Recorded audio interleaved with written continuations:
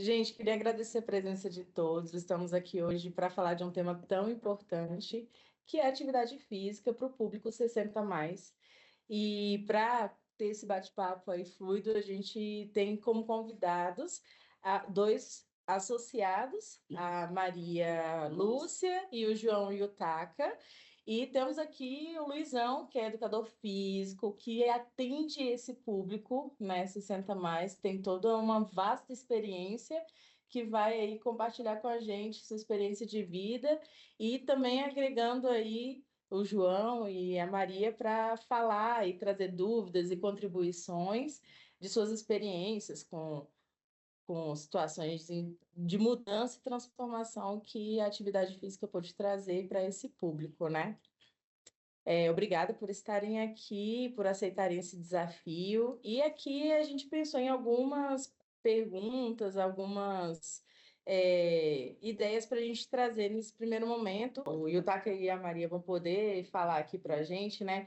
Se a gente parar para pensar, mesmo que a gente faça uma atividade física regular, o que a OMS traz para a gente? Que o ideal é que a gente, para sair de um comportamento sedentário, a gente a cada 1h30, 2 horas, faça uma pequena atividade física, um pequeno exercício de 3 minutos de duração, que seja um senta e levanta da cadeira.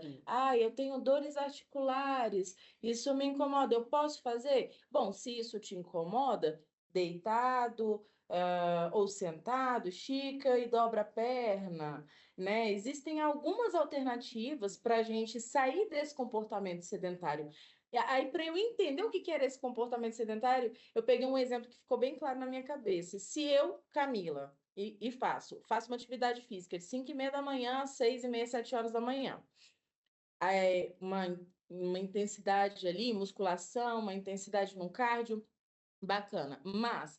E é uma realidade das pessoas. Trabalho, mexendo no celular, às vezes vai repousar depois das atividades do dia, ficar parado na frente do computador, ficar parado na frente da tela, né?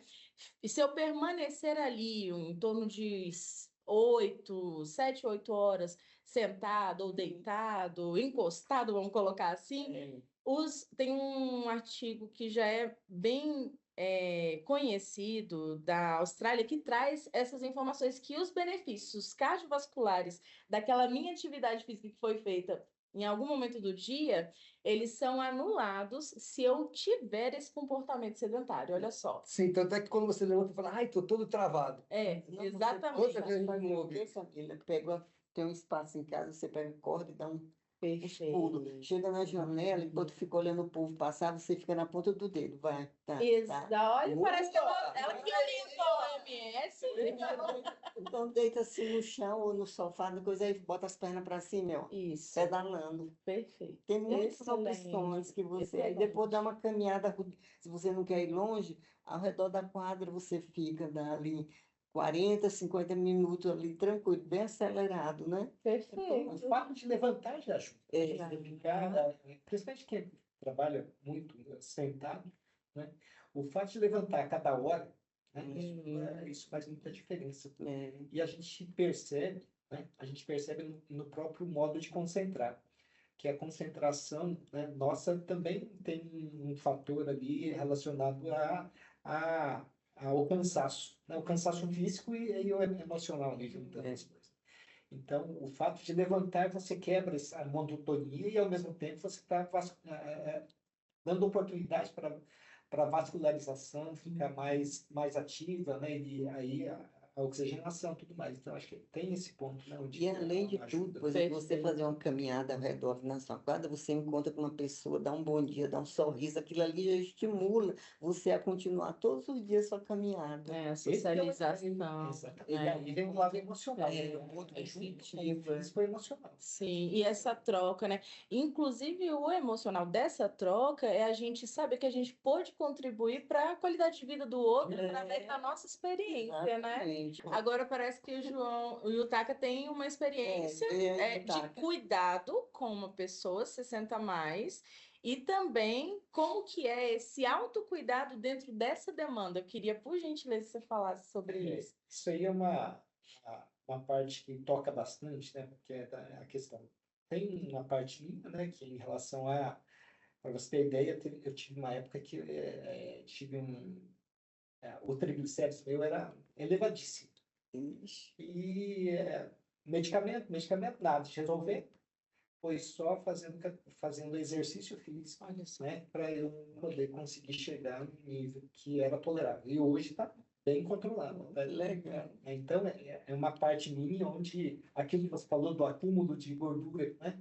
Que tem na base da cintura aqui, né?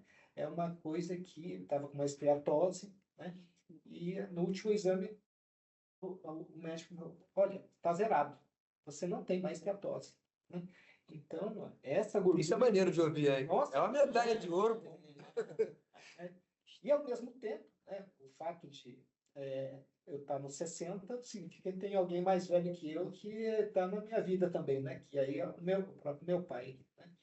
E ele foi diagnosticado com Parkinson.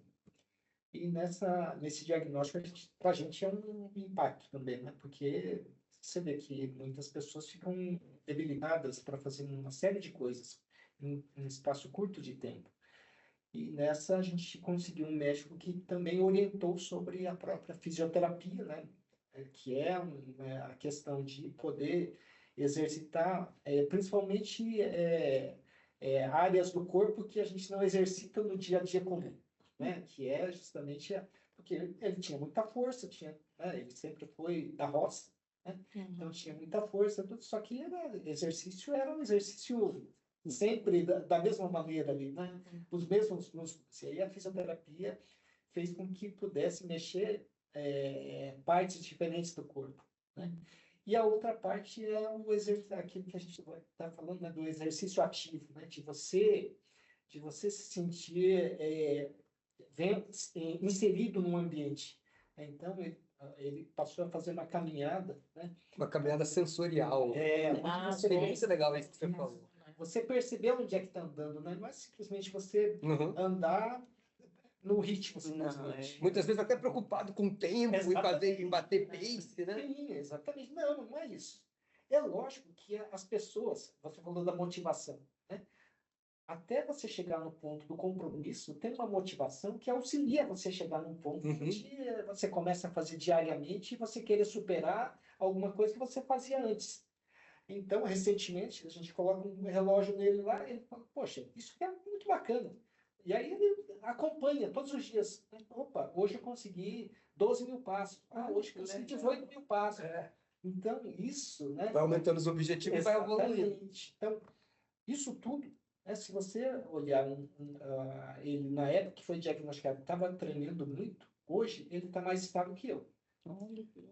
O caminhar dele, né, tem um pouco daquilo que é do Parkinson ali, só que a firmeza que ele tem é impressionante. Isso tudo, né, considerando que foi diagnosticado há mais de 10 anos já. Então, é muito bacana a gente ver o resultado de exercício físico na vida real. Né? Não é simplesmente... E aí, né, não é simplesmente a motivação de eu quero fazer isso, né? Mas sim uma motivação de eu quero viver. Porque eu quero viver é um negócio importante. Né? A motivação, eu quero viver, significa o quê? Né? É acordar cedo, né? E você chega na caixinha de medicamentos, você toma um medicamento. Né? Agora, para você sair para fazer uma caminhada, né, também é mais ou menos... Tem que estar no mesmo espírito. Eu tiro da caixinha, né? Então não vou tirar da caixinha, agora eu vou sair para caminhar. Esse aí é o... Vou me tirar da caixinha, né? Exatamente. Né? Então, sair da caixinha 2 vezes, né? Sair da caixinha da cabeça e sair da caixinha da casa. Né? Então, agora, uma coisa assim que na sua fala, que eu me atentei, que é super importante que a gente deixa assim, até aqui como mensagem, é sempre procurar profissionais para fazer esse tipo de atividade. Você vê, foi um profissional que te alertou, seu pai vai melhorar se você fizer isso, isso, isso. É um profissional que vai lá te ajudar. Então, a gente tem sempre que se cercar de pessoas que realmente saibam aquilo que está te fazendo para te orientar numa atividade física, para você não ter uma contusão, para você não fazer uma coisa assim, você está iniciando, então agora não é hora de fazer um treino mais forte. Calma, vamos fazer a sua base, para quando chegar no momento certo, aí sim, a gente começa a fazer os treinos mais fortes. Isso tudo que a gente chama de planilha de treinamento. Isso tudo tem que ser bem pensado, com todo o time. Calma, né? E aí, como que a gente pode, através do que a gente está falando aqui, de forma prática, né? Consegue conduzir para ativamente realizar algum exercício físico? Por exemplo, um mito que muita gente me traz é: eu tenho muitas dores articulares, eu acho que eu não devo fazer exercício físico. Aí que deve mesmo. Né? E aí eu pego o que você me falou também, Luizão, que é importante ter um profissional acompanhando. Mas quando a gente entra numa questão financeira, às vezes a pessoa que está nos escutando não dispõe de condições financeiras de contratar uma pessoa assim. Eu sei que a gente tem estruturas, né, públicas de fornecimento desses profissionais, de atividades públicas para o público, para a população entrar nessa prática de atividade física, né, regular. Mas e quando a pessoa não pensa ou não tem aquele ânimo de ir buscar esses profissionais? O que eu particularmente dou de orientação são os exercícios que a dona Maria trouxe aqui para a gente. Olha, um risco importante que a gente deve considerar aqui é o risco de queda, né? Então, se eu tenho medo de fazer iniciar essa atividade sozinha, e eu sei que o recomendado é ter um profissional acompanhando, mas a minha realidade financeira não me proporciona isso, beleza, o que a gente pode começar fazendo? Deitado, na cama, barriga para cima, fazendo flexão, uma perna, depois a outra, apoiando bem a coluna na superfície da cama, girar o tronco para um lado, para o outro, exercício respiratório. Aí a gente precisa realmente trabalhar essa consciência corporal, essa consciência durante o exercício. Os movimentos comuns do dia a dia. Para os movimentos comuns. A gente tem a chave dentro da gente, né, Yutaka? Porque a gente sabe quais movimentos a gente faz ao estender uma roupa, ao alcançar alguma coisa próxima. A gente faz um movimento de tronco, ombros. É inconsciente quando você faz as suas atividades diárias ali. E aí você fazer consciente esse movimento é o que você, na verdade, está fazendo o exercício, tanto para a cabeça como para o corpo. A gente interessante. A gente aqui no Distrito Federal, a gente tem um programa chamado Ginástica nas Quadras.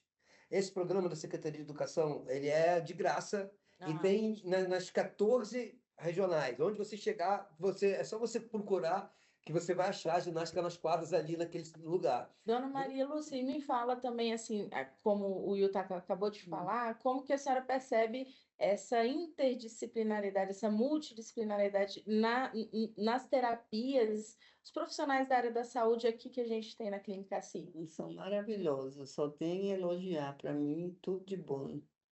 São perfeitos, só gente preparada, atenciosas, educadas e preocupadas em orientar a gente a seguir sempre em frente com o melhor que a gente tem. Porque eu percebo que o diferencial é justamente isso, que uma informação ela vai passar para outro profissional, né? Algo que seja pertinente, as áreas se comunicam. E há uma possível discussão de caso ali de forma muito fluida e natural, onde sejam mais alinhadas as decisões com aquele paciente, né, com aquele usuário, que justamente essa questão setorizada da formação dentro das profissões da área da saúde, essa questão setorizada, o cara é especialista, e as áreas não se comunicam, então, às vezes, igual o Luizão falou, né? Às vezes a ponta do pé está doendo, mas a questão é lá na lombar, e de fato, muitas vezes e como o cara é especialista e não tem essa prática interdisciplinar, ele não consegue abordar de forma ampla. Eu tenho exemplo em casa desse tipo também, né? Que é a minha mãe com dor na perna, do joelho e tudo mais. Exames, até que chegou num ponto que, na verdade, a dor não era na perna, era na coluna. Veja. Que é a refletia na perna. a não, radiculopatia. Radiculopatia. Radiculopatia. Então, você ficar tratando da dor da perna não ia resolver nunca. Sim. Então, tem essa coisa, e acho que é muito relevante a gente ver. A Cassi sempre ajuda, né? Orientando as pessoas quando ela tem algum problema, ela fica ligando, fica, né? Anota tudo e fica dando, principalmente com os médicos da família, né? Que sempre estão orientando a gente. Ajuda sim, dona Maria. O que que acontece? E se a senhora chegar com alguma demanda, tiver com alguma questão, algum mal-estar ou queira fazer algum acompanhamento preventivo, e a senhora se encaminhe para quem CACI seja ali abarcada primeiro pelo médico de família, né?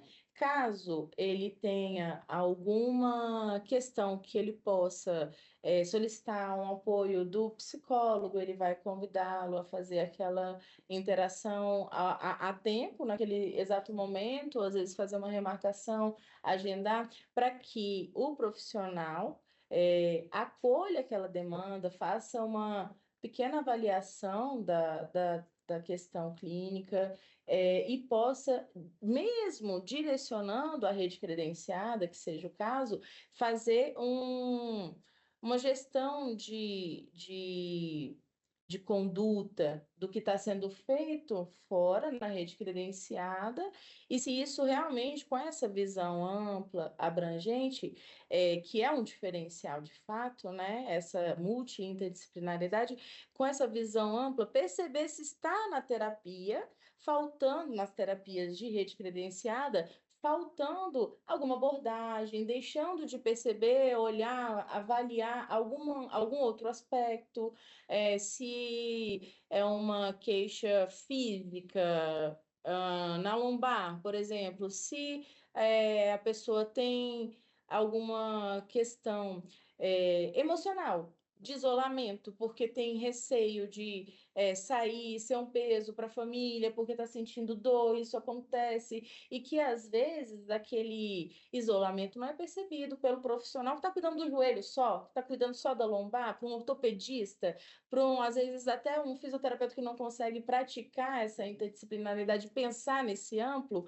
Então, eu particularmente vejo assim a importância da interdisciplinaridade de você, com esse olhar amplo, ver o serviço que está sendo prestado na rede, fazer aquele acompanhamento, que seja mensal, semanal, daquele paciente, trazer de volta, avaliar as condutas, realinhar, de repente entrar em contato, ou então orientar o próprio paciente. Olha, o senhor tem o direito de falar que precisa de uma atenção maior para outra questão dentro do seu atendimento lá na rede credenciada. A questão de exercício físico, a gente vê, né, que traz inúmeros benefícios. Sejam eles, né, a gente fala do físico, né, mas esse físico traz o benefício emocional como o benefício físico propriamente dito, né?